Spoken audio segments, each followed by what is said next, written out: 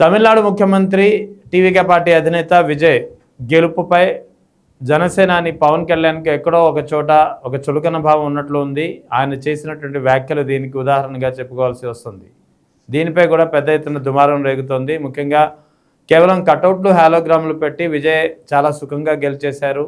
నేను 12 నుంచి రోడ్డు మీద దేగుతున్నా, నన్ను సీఎం చేయలేదంటూ పవన్ కళ్యాణ్ చెప్పే వ్యాఖ్యలు చూస్తుంటే పరిస్థితి ఎక్కడికి వెళ్తుంది, ఏమవుతుంది అనేది అర్థమవుతుంది. ముఖ్యంగా దీనిపై మాట్లాడేందుకు జాయిన్ అవుతున్నారు సౌదీ నుంచి శ్రీకాంత్ గారు. నమస్తే శ్రీకాంత్ గారు. నమస్తే సార్. సార్, ఎలా చూడాలి? పవన్ కళ్యాణ్ తాజాగా మళ్ళీ కొన్ని వ్యాఖ్యలు చేశారు.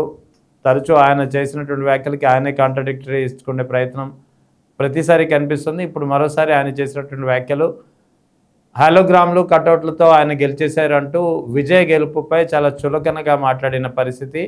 అంతేకాకుండా 12 నుంచి తాను రోడ్డు మీద దేగుతున్నా, ఎవరు సీఎం చేయలేదు అంటూ ఆయన నవ్వుతూనే చెప్పినా సరే కాస్త వ్యంగ్యంగా మాట్లాడినటువంటి పరిస్థితి. అంటే విజయ్ గెలుపుని ఆయన చూసి తట్టుకోలేకపోతున్నారా ఏంటి, ఏమన్నది అర్థం చేసుకోవాలి సార్. ఫస్ట్ నేను మొన్న కూడా చెప్పాను సార్, పక్క రాష్ట్రం తమిళనాడులో దళపతి విజయ్ గారు ముఖ్యమంత్రి అయింది జీర్ణించుకోలేకపోతున్నారు ఈ పవన్ కళ్యాణ్ గారు అనేది వాస్తవం.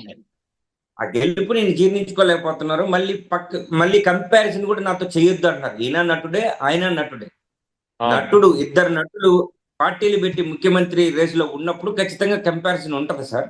ఫస్ట్ థింగ్, ఇతనికి ఆ ఈర్ష, ఆ కడుపు మంట అవన్నీ ఇతను మాట్లాడే మాటల రూపంలో బయటకు వస్తున్నాయి. ఫస్ట్ ఆఫ్ ఆల్ కంప్లీట్ గా రాజకీయ పరిజ్ఞానం లేనటువంటి వ్యక్తి పవన్ కళ్యాణ్ అనేది మాత్రం నేను గట్టిగా చెప్పగలను సార్. విజయ్ ఏదో 2024లో పార్టీ పెట్టి 26లో ముఖ్యమంత్రి అయిపోయారనే టాపిక్ వరకు వీళ్ళు చెప్తున్నారు. కానీ అతను కూడా ఎప్పుడైతే సినిమాలు నటించడం మొదలు పెట్టారో, ఈ సామాజిక సేవ అట్లాంటి చేస్తూ 2012లో ఒక ప్రైవేట్ ఆర్గనైజేషన్ ద్వారా అతను కూడా తమిళనాడు మొత్తం మీద అనేక సేవా కార్యక్రమాలు చేశాడు సార్. అనేక సేవా కార్యక్రమాలు ఊరినే ఈరోజు పార్టీ పెట్టేసి 24లో పార్టీ పెట్టి 26లో సీఎం అయిపోలే విజయ్. ఇతనికి ఇంత జ్ఞానం కూడా లేదు ఏంటనేది నాకు అర్థం కావట్లా. పవన్ కళ్యాణ్ అనే వ్యక్తికి ఎందుకు ఇంత జ్ఞానం లేదు? సరే, పార్టీ పెట్టి హోలోగ్రాములు చూపిస్తూ కటౌట్ చూపించి ముఖ్యమంత్రి అయిపోవాలనుకుంటే తమిళనాడులో ఈయనకంటే ముందు కమలాసన్ గారు పార్టీ పెట్టారు. కమలాసన్ గారి కంటే ముందు విజయకాంత్ గారు పార్టీ పెట్టారు. మరి వాళ్ళు ఎందుకు ముఖ్యమంత్రులు అవ్వలేదు? రాత్రి నైట్ వాళ్ళు ఎందుకు అవ్వలేరు? విజయ్ గారికి మాత్రం ఎందుకు ఆ విజయం వరించింది? అంటే ఆయన శ్రమ కూడా 2012 నుంచి ప్రజల్లో ఉన్నటువంటి వ్యక్తి విజయ్ గారు. అది ఈ విషయం ఇతనికి తెలియదు. ఇతని గురించి మాత్రం సెల్ఫ్ డబ్బా చెప్పుకుంటాడు. నేను 2007 నుంచి ఉన్నాను, 2009లో ప్రజారాజ్యంలో ఒక దెబ్బ తగిలింది, తర్వాత నాకు బిట్టర్ అనుభవం, ఒక చేదు అనుభవం ఎదురయ్యింది. తర్వాత నేను 2014లో పార్టీ 2014లో పార్టీ స్థాపించాను, కానీ నేను ఇంతవరకు పగ్గాలు పట్టుకోలేదు. అది ఎంత కామెడీగా ఉంది సార్. మనం చూస్తుంటాం యూట్యూబ్ లో బ్రహ్మానందం గారి మీమ్స్ వస్తుంటాయి. అరే నిన్న ఎక్కడో చూసినట్టే ఉందని బ్రహ్మానందం జేడి చక్రవర్తిలో మీమ్ వస్తుంటాయి సార్. అట్లాంటి మీములకి అసలు పవన్ కళ్యాణ్ గారిని వాడుకుంటే సరిపోతుంది. అంత పెద్ద కమిడియన్, పొలిటికల్ కమిడియన్ గా ఆంధ్రప్రదేశ్ లో పవన్ కళ్యాణ్ అనే వ్యక్తి బాగా పేరు తెచ్చుకున్నాడు. ఇంతవరకు పగ్గాలు పట్టుకోలేదని మీరు అదే 2014లో పార్టీ పెట్టినప్పుడే నేను పార్టీ మాత్రమే పెడుతున్నా, ఈ పగ్గాలు నేను ఇప్పుడల్లా తీసుకోను, ఇంకా 15 సంవత్సరాలు నాకు టైం ఉంది అని చెప్పుంటే పాపం ప్రజలు ఇష్టం ఉండేవాళ్ళు ఉండిండేవాళ్ళు, కష్టం అనుకునే వాళ్ళు ఆ రోజు సైడ్ అయిపోయేవాళ్ళు కదా. ఈ రోజు వచ్చి నేను పగ్గాలు ఇంకం తీసుకుంటా, లేదంటే ఒక సీనియర్ డ్రైవర్ అని చెప్పి మనం ఒక కార్ అప్పగిస్తే నేను ఈ కార్ తోలలేను, ఈ కార్ డ్రైవింగ్ నాకు రాదు, నేను ఇంక ఫ్యూచర్ లో తోలుతా, ఆ విధంగా అనేక సామెతలు చెప్పుకోవచ్చు సార్. కొన్ని వందల సామెతలు చెప్పుకోవచ్చు. ఈయన మీద మీమ్స్ చేసుకోవచ్చు. పొలిటికల్ కమిడియన్ ఇన్ ఆంధ్రప్రదేశ్ గా మనం ఈయనకి ఒక పేరుని, బిరుదుని కూడా మనం అంకితం చేయొచ్చు సార్. అంటే అలా కాదు, ఇక్కడ ఆయన చెప్పింది ఇంకో వ్యాఖ్య ఏంటంటే హాలోగ్రాములు కటౌట్లతో నెగ్గేశాడు, చాలా సుఖంగా విజయ్ అని అంటున్నాడు. నిజంగా హాలోగ్రాములు కటౌట్లతో నెగ్గే పరిస్థితి ఉంటుందా? ఒకవేళ అలాంటి పరిస్థితి ఉంటే జనసైనికులు పవన్ కళ్యాణ్ కోసం ఎన్ని హాలోగ్రాములు, ఎన్ని కటౌట్లు కట్టారు? అదే సార్, నేను అదే కంప్లీట్ చెప్తున్నా. ఇతనికి ఆ పరిజ్ఞానం అనేది లేదు, జ్ఞానం లేదు, పరిజ్ఞానం లేదు. రాజకీయంగా విజయ్ అనేవాళ్ళు కటౌట్ తోటో హోలోగ్రాములతో గెలిచినటువంటి వ్యక్తి కాదు. అతను కూడా 2012 నుంచి గ్రౌండ్ లెవెల్ వర్క్ చేసుకుంటూ ప్రజలకి అనేక సేవా కార్యక్రమాలు చేస్తూ ప్రజలకి చేరువయ్యి 2026లో విజయం వరించింది. అంటే దాదాపు అతను కూడా 14 సంవత్సరాలు గ్రౌండ్ వర్క్ చేసుకునేటువంటి పరిస్థితి. మరి ఇక్కడ మీరేం చేశారు? మీరు ప్రజలకి ఏం చేశారు? కేవలం మాటలు చెప్పమంటే చెప్తారు, మాటల వరకే పరిమితం మీది. అంతేగాని చేతల పరిమితం ఏ రోజు చేతలతో చేసినటువంటి వ్యక్తి కాదు. నిన్న ఆయన ఎందుకు మీటింగ్ పెట్టాడో ఆ రాజమండ్రిలో పోయి కూర్చున్నారు, చూసినంతసేపు నవ్వులే నవ్వులు సార్, ఫుల్ కామెడీ. మరి ఆంధ్రప్రదేశ్ లో ఎక్కువ కటౌట్లు పెట్టారు కదా. ఒకప్పుడు మీ ఫ్లెక్సీలు, పెద్ద పెద్ద ఫ్లెక్సీలు కటౌట్లు పెట్టిన వాళ్ళలో మేము ఉన్నాం. మరి మీరు ఎందుకు ముఖ్యమంత్రి కాలేదు? ఫ్లెక్సీల వల్లే ఫ్లెక్సీలు, కటౌట్లు, హోలోగ్రామ్లు ప్రభావితం చేస్తాయంటే మీరు ఈ పాటికి రెండోసారి కూడా ముఖ్యమంత్రి అయి ఉండాలి. 19లో పోటీ చేసినప్పుడు ముఖ్యమంత్రి అయి ఉండాలి. 2024 కూడా మీరు మళ్ళీ ముఖ్యమంత్రి స్థానంలో ఉండాలి. లేదంటే కారణం ఏంటి? మీరు మాట్లాడేటువంటి మాటలే, మీరు ఏదైతే ప్రజల్ని మభ్యపెట్టి మోసం చేస్తున్నారో అది ప్రజలు గమనిస్తున్నారు కాబట్టి మీకు అంతవరకు పరిమితం చేశారు ప్రజలు. అంటే ఇంకోటి కూడా చెప్పారు ఆయన నిన్న, ముఖ్యంగా 12 ఏళ్ళు రోడ్డు మీద పడి దేకినా సరే నన్ను సీఎం చేయలేదు అంటున్నారు. నిజంగా రోడ్డు మీద పడి దేకింది ఆ సీఎం పదవి కోసమా, లేకపోతే మరొకరి సీఎం పదవి కోసమా అంటే ఏం చెప్తారు? ఇప్పుడు 2014లో పార్టీ పెట్టావు. పార్టీ పెట్టిన తర్వాత కరెక్ట్ గా నెల 2 నెలల కాలంలోనే నాకు అంత అనుభవం లేదు, ఇప్పుడు అంత టైం లేదు, నేను ప్రస్తుతానికి అనుభవం ఉన్న వ్యక్తిని చూస్తున్నానని చంద్రబాబు నాయుడు గారికి మద్దతు ఇచ్చారు. అదేవిధంగా బీజేపీ మద్దతు ఇచ్చి చంద్రబాబు నాయుడు గారిని ముఖ్యమంత్రిని చేయమని చెప్పింది మీరు. తర్వాత 2019లో మిమ్మల్ని ప్రజలు నమ్మేటువంటి పరిస్థితులు ఆంధ్రప్రదేశ్ లో లేవు. ఎందుకంటే 5 ఏళ్లలో మీరు ఎన్ని స్టేట్మెంట్లు మీరు మార్చుంటారు 5 ఏళ్లలో. చంద్రబాబు నాయుడు గారి పరిపాలన సూపర్ అన్న వ్యక్తి 2-3 సంవత్సరాలు మళ్ళీ బయటకు వచ్చి చంద్రబాబు నాయుడు గారిని తిట్టడం, ఈ తిట్టడంతో పాటు కూడా ఎక్కువ టార్గెట్ జగన్మోహన్ రెడ్డి గారిని, అధికారంలో లేనటువంటి ప్రతిపక్షంలో ఉన్నటువంటి జగన్మోహన్ రెడ్డి గారిని విమర్శించడం ఆంధ్రప్రదేశ్ గమనించారు. ఇప్పుడు ముఖ్యమంత్రి ఆయన అయినప్పుడు ఆయన అడుగుతారా న్యాయం చేయండి, ఏదైనా సమస్య మీద పోరాటం చేయండి అని ముఖ్యమంత్రిని అడుగుతారా, ప్రతిపక్ష నేతను అడుగుతారా? ఈయన ఎప్పుడైతే ప్రతిపక్ష నేతను అడగడం మొదలు పెట్టారో 2019లో ఇతన్ని ప్రజలు తిరస్కరించారు. మళ్ళీ 2024లో వచ్చారు ముఖ్యమంత్రిని చంద్రబాబు నాయుడిని చేయమని వచ్చావు. నన్ను ముఖ్యమంత్రిని చేయండి అని ఎక్కడ అడిగావు? నేను ముఖ్యమంత్రిని అవ్వాలనే కోరిక నీకెక్కడ ఉండింది? అది లేదు. ఎప్పటికీ కూడా మీరు ఆ తెలుగుదేశం పార్టీకి మద్దతుగా బి పార్టీగా వ్యవహరిస్తున్నారు కాబట్టి ప్రజలు కూడా మీ గురించి ఆలోచించడం మానేశారు. ఎవరు దేకడం లేదంటే ఎందుకు దేకరు? ఎందుకు ఇప్పుడు విజయ్ గారిని మాత్రం ఎందుకు ముఖ్యమంత్రిని చేశారు? అక్కడ పరిస్థితులు ఏం వేరు. అక్కడ మాటకి ఒక ఇచ్చిన మాటకి కట్టుబడి ప్రజల్లో ఒక నమ్మకాన్ని కుదిర్చారు కాబట్టి అక్కడ విజయ్ గారు సీఎం అయ్యారు. ఇక్కడ మీరు ప్రజల్లో ఏం నమ్మకాన్ని కుదిర్చారు? మీ గురించి ఓట్లు వేయడానికి ప్రజలు ముందుకు వస్తే ఆ ఓట్లను డైవర్ట్ చేసి మీరు ఏమో తెలుగుదేశం పార్టీకి ఏమని చెప్తున్నారు. అది ఎలా నచ్చుద్ది? మీకు నచ్చింది ప్రతి ఒక్కరికి నచ్చాలని రూల్ ఏం లేదు కదా. అది పవన్ కళ్యాణ్ గారు అర్థం చేసుకోవాలి. ఇట్లాంటి స్టేట్మెంట్ ఇస్తే ఈరోజు ఆయనే కమిడియన్ అయిపోతున్నాడు. ఆయన చూసి నవ్వుకుంటున్నారు తప్ప ఇంకా నిన్న జరిగినటువంటి ఆయన మీటింగ్ ఉద్దేశం దాన్ని చూసి ఇంకా నవ్వుకుంటున్నారే కానీ జనాభా ఎక్కడ కూడా అయ్యో పాపం పవన్ కళ్యాణ్ గారు అనే రీతిలో ఎవరు ఆలోచించట్లేదు సార్. అంటే వాస్తవానికి ఇదే విజయ్కి సంబంధించి విజయ్ ప్రమాణ స్వీకారం చేసిన తర్వాత కూడా ఆయన కొన్ని వ్యాఖ్యలు చేశారు. అవి కూడా కాపుల్లో కాస్త అసంతృప్తికి, ఆగ్రహానికి కారణమయ్యాయి. ఊర్లో పెళ్లికి అదేదో హడావిడి అని చెప్పి చేసిన వ్యాఖ్యల సందర్భంలో ఆయన అన్న ఒక మాట ఇంకా గుర్తుంది. నేను సీఎం పార్టీ పెట్టింది సీఎం పదవి కోసం కానీ సీఎం అవడానికి పార్టీ పెట్టలేదు అని చాలా క్లియర్గా చెప్పారు. మరి పార్టీ పెట్టింది సీఎం పదవి కోసం కాదు అని చెప్పి వారం రోజులు తిరగకుండానే ఇప్పుడు మళ్ళీ నేను 12 ఏళ్ళు దేకినా సరే నన్ను సీఎం చేయలేదు అనడం ఎంతవరకు సమంజసం? అంటే ఆయన మాటలకి ఆయనే కాంట్రడిక్టరీ చేసుకుంటున్నారా? అతను ఒక స్థిరత్వం గల మైండ్ స్థిరత్వంగా ఉండదు సార్. ఆయన ఈ రోజు మాట్లాడింది రేపటికి మర్చిపోయింది. కమిడియన్ గజిని మొహమ్మద్ అనే బిరుదు కూడా అతనికి ఇంకొక కొత్త బిరుదు కూడా ఇవ్వాలి సార్. అతను వారం క్రితం మాట్లాడిన స్టేట్మెంట్ కి ఈ రోజు స్టేట్మెంట్ కి సంబంధం. ఈ రోజు కాపు సంఘాలు ఎందుకు తిరగబడ్డాయి సార్ ఆంధ్రప్రదేశ్ లో? దాసరి రాము గారు ఎందుకు జనసేన పార్టీ కోసం అహర్నిశలు కష్టపడ్డటువంటి వ్యక్తే దాసరి రాము గారు. కాపులందరితో మీటింగ్లు పెట్టి, లోకల్లో మీటింగ్లు పెట్టి, గ్రామ స్థాయి నుంచి మీటింగ్లు పెట్టి మనందరూ కూడా పవన్ కళ్యాణ్ గారిని గెలిపించుకోవాలా అని కష్టపడ్డ వ్యక్తుల్లో ఈయన దాసరాం గారు ఒక వ్యక్తి. దాంట్లో మాత్రం నో డౌట్. 2014లో పార్టీ పెట్టి కాపులందరినీ నమ్మించే ప్రయత్నం చేశారు. నేను కాపుల కోసమే, నేను కులాన్ని చూడను, మతం చూడను, కులాలు అన్నింటినీ కూడా కలిపేస్తాను, మత సామరస్యం అనే మాటలు అన్నీ చెప్పి కాపుల్లో ఒక ధైర్యాన్ని నింపే ప్రయత్నం చేశారు. కానీ 2019కి వచ్చేటప్పటికి విషయం ఏం జరిగింది? ఈయన ఎక్కడికి కూడా ఇక్కడ చంద్రబాబు నాయుడు గారిని విమర్శించకుండా, ముఖ్యమంత్రి అయినటువంటి చంద్రబాబు నాయుడు గారిని విమర్శించకుండా కేవలం జగన్మోహన్ రెడ్డి గారిని టార్గెట్ చేస్తూ పదే పదే జగన్మోహన్ రెడ్డి గారిని తిరుగుతూ వెళ్తా ఉంటే ప్రతి ఒక్కరు కూడా కాపుల్లో కూడా అప్పుడు కొద్దిగా చైతన్యం వచ్చింది.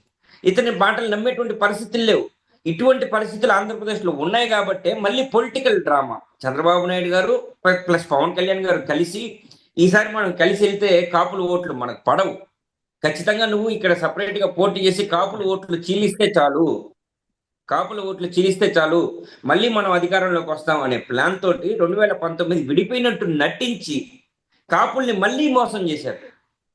ఈయన విడిపోయాడు, 19లో ఒంటరిగా పోటీ చేస్తున్నాడు అని చెప్పి మళ్ళీ కాపుల ఓట్లన్నీ కలుపుకునే ప్రయత్నం చేసి ముఖ్యమైనటువంటి కాపు నేతలందరూ కూడా ఇతనితోటి ప్రయాణం చేశారు సార్.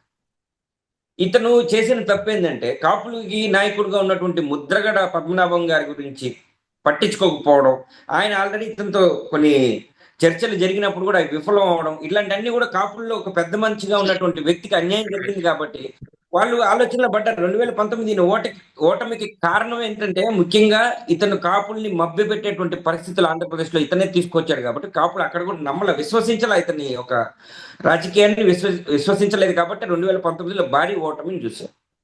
తర్వాత మళ్ళీ మళ్ళీ చంద్రబాబు నాయుడు గారు పవన్ కళ్యాణ్ గారు ప్లాన్ మళ్ళీ అరేదే మనం తప్పుగా మనం ప్లాన్ చేసుకున్నామే, మనము ఎదుటి వ్యక్తిని మనం తక్కువ అంచనా వేసామే, ఖచ్చితంగా ఈసారి మళ్ళీ మనం ప్లాన్ మార్చుకోవాలా అని చెప్పి మళ్ళీ వీళ్ళు కలవడం జరిగింది. సరే కలిసినప్పుడు కూడా మళ్ళీ కాపులందరూ కూడా సపోర్ట్ చేశారు, ఈసారి గట్టిగా సపోర్ట్ చేశారు. ఎందుకంటే మీరు దేహి అని అడుక్కున్నారు కాపుల్ని, కాపులందరూ కూడా మతం మీరు కులంగా ఒకటయ్యి నాకు ఓటేస్తే నేను ముఖ్యమంత్రిని అవుతానని ఆ రోజు కాపుల్ని అడుక్కున్నాను. నేను కాపులకి నేను ఉద్ధరిస్తానని కూడా మీరు చెప్పారు. ఆ మాటలన్నీ ఇప్పటికి 2 సంవత్సరాలు అయిన డిప్యూటీ సీఎం అయిన తర్వాత కూడా కాపు సామాజిక వర్గానికి రావాల్సిన నిధుల గురించి అడిగితే ఈరోజు కాపుకి నేను ఒక కాపు కులస్తుడికి మాత్రం నేను కాపులకి మాత్రమే నేను కాపుగా అయిను, నేను అన్ని కులాలను చూసుకుంటాను, నాకు రెల్లి కులం అంటే ఇష్టం, నాకు ఇంకో కులం అంటే ఇష్టం, ఆ కులం ఈ కులం అని చెప్పి మభ్యపెట్టి మళ్ళీ సైడ్ ట్రాక్. ఇటువంటి పరిస్థితులు ఉన్నప్పుడు కాపులందరూ కూడా ఆలోచిస్తారు మనకి ఏం జరిగింది, ఏం ఒరిగింది, ఇతన్ని ఎందుకు సపోర్ట్ చేయాలా. ఈ రోజు అనవసరంగా వంగవీటి రంగా గారి మోహన్ రంగా గారి విషయాన్ని తీసుకొచ్చి ఈయన మాట్లాడుతున్నారు. ఏం మాట్లాడుతున్నారు, ఆయన్ని మనం మీరందరూ ఎవరు కాపాడుకోవాలా. ఇప్పుడు ప్రజెంట్ రాజకీయాల్లో ఉండేటువంటి వ్యక్తుల వయసును అంతా కూడా వంగవీటి మోహన్ రంగా గారు చనిపోయేటప్పటికి చిన్నపిల్లలు, ఇంక్లూడింగ్ నేను కూడా, నా వయసు కూడా అప్పటికి 4 సంవత్సరాలు 5 సంవత్సరాలు ఉండుంటుంది. అటువంటి ప్రతి ఒక్కరు కూడా కాపు నాయకులు కాపాడుకునే పరిస్థితి లేదు. మరి సరే ఈసారి పవన్ కళ్యాణ్ గారి కోసం అన్నారు, మరి ఈయన కాపుల కోసం ఈయన ఏం చేస్తున్నాడు, ఈయన కాపుల కోసం ఈయన ఏం చేస్తున్నాడు, కాపుల కోసం ఏం నిలబెట్టాడు. సో ప్రజలు తిరుగుబాటు అనేది మొదలైంది సార్, వాళ్ళు చూస్తున్నారు, ఆలోచిస్తున్నారు. దీన్ని కేవలం ఈ 12 సంవత్సరాలు ముఖ్యమంత్రిని చేయమని అడిగింది చంద్రబాబు నాయుడు గారిని చేయమంటున్నారు. కాపులందరూ కూడా ఈయన కోసం కష్టపడితే ఈయన చంద్రబాబు నాయుడు గారి దగ్గర వాళ్ళ ఆత్మాభిమానాన్ని వాళ్ళ గౌరవాన్ని తాకట్టు పెట్టినటువంటి వ్యక్తి కాబట్టి ఎవరు ఈ రోజు నమ్మేటువంటి పరిస్థితి లేదు కాబట్టి తిరుగుబాటు అనేది మొదలైంది సార్. ఇప్పుడు ఎప్పుడైతే తిరుగుబాటు మొదలైందో అరే రే ఈ కాపులంతా మళ్ళీ మనల్ని వదిలిపెట్టి వెళ్ళిపోతారేమో, మళ్ళీ కాపుల్లో ఇట్లాంటి మార్పులు వచ్చినప్పుడు మళ్ళీ మనల్ని ఎవరు పట్టించుకోరేమో అని మళ్ళీ నిన్న కొత్త డ్రామా స్టార్ట్ అయింది. దాన్ని కవర్ చేయడం కోసం ఒక మీటింగ్ పెట్టినట్టుంది తప్ప కాపులందరూ ఈరోజు వ్యతిరేకంగా మాట్లాడుతున్నారు, దాన్ని ఎట్లయినా కవర్ చేసుకోవాలా.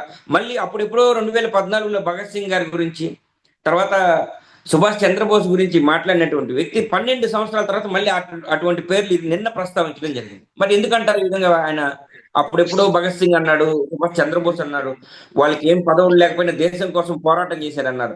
మరి ఈ 12 సంవత్సరాల తర్వాత మళ్ళీ ఆ పేర్లు ప్రస్తావిస్తున్నారంటే మళ్ళీ ఎవరిని మోసం చేయడానికి?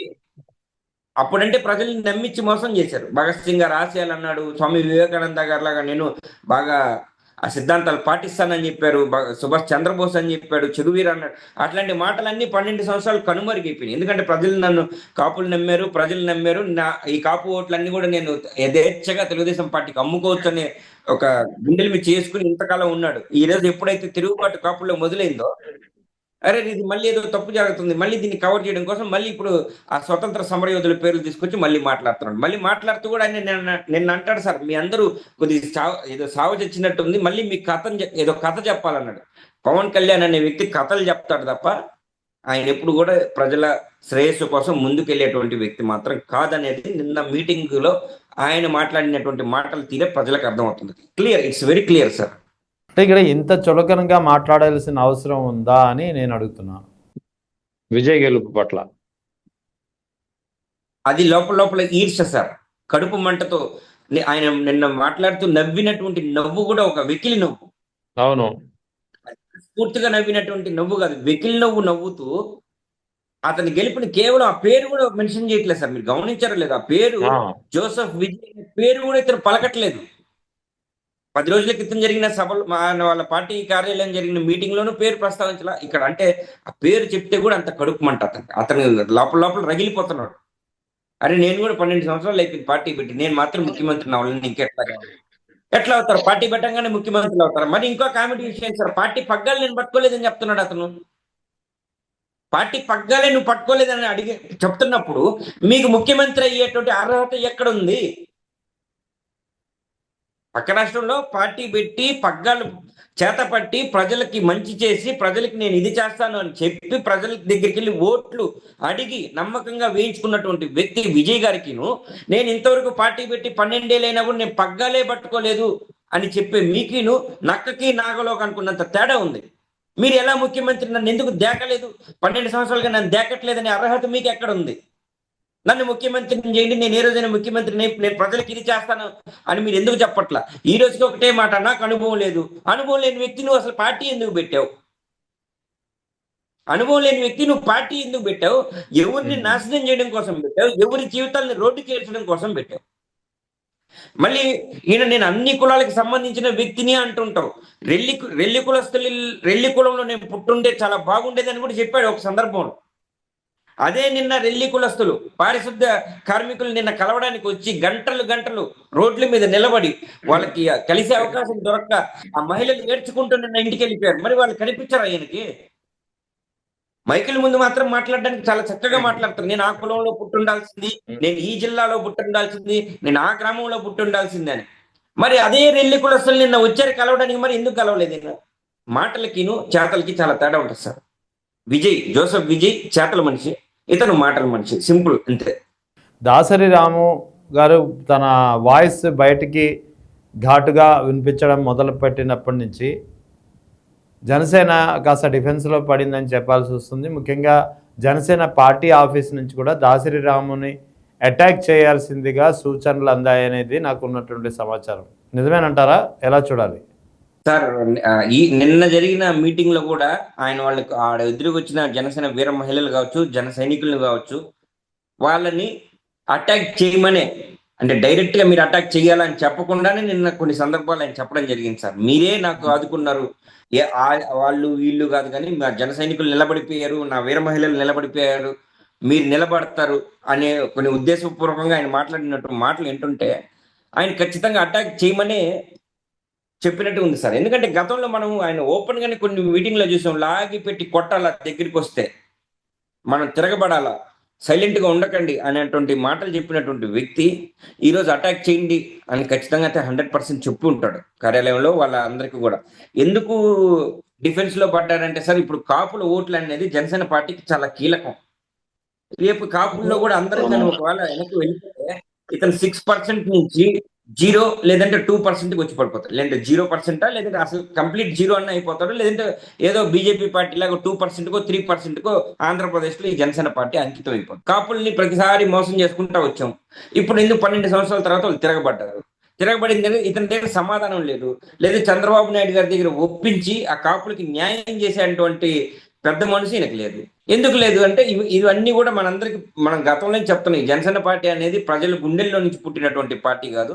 ఇది చంద్రబాబు నాయుడు గారి గెలుపు కోసం, చంద్రబాబు నాయుడు గారి ఆశయాల కోసం, ఆయనే ముఖ్యమంత్రిగా ఉండాలనడం కోసం అటువంటి ఆలోచనలో పుట్టినటువంటి పార్టీ తెలుగుదేశం బి పార్టీ, జనసేన పార్టీ అనేది మనందరికి తెలుసు. కాబట్టి కాపులకి న్యాయం చేసేటువంటి పరిస్థితులు లేవు. ఇతను ఆల్రెడీ యువతని సరే, ఆయన పార్టీ కార్యకర్తలనైనా సరే రెచ్చగొట్టి, యువతని రెచ్చగొట్టడంలో ఇతను సుప్రసిద్ధుడు, యువతని చెడగొట్టడంలో ఇతను సుప్రసిద్ధుడు. మీరు కొట్టాలా ఏందేం పోయింది సార్? ఈయన ఎక్కడ హైదరాబాద్ లో ఉంటాడు. ఈయన మాటలు ఇన్ని వాళ్ళు రెచ్చిపోయి మాట్లాడడమో, తిట్టడమో, కొట్టడం చేస్తే వాళ్ళ జీవితాలు కదా పాడైపోయి.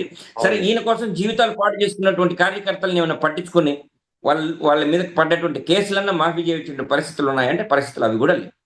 100% నాకు తెలుసు సార్, ఇతను రెచ్చగొట్టేటువంటి స్వభావం గలవి. Right sir, thank you sir, thank you very much, thank you so much.